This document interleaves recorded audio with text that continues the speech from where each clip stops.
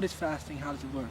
Fasting is basically giving your body a rest to stop digesting so many things, to help it to go on to healing.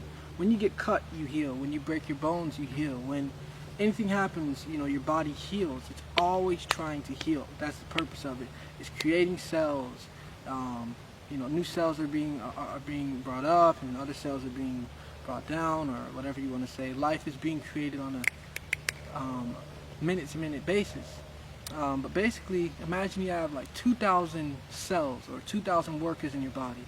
You have the workers that are trying to fix your knees, the workers that are always trying to fix your eyes, the workers that are always trying to fix your blood, the ones that are trying to fix your heart, all these different little organs.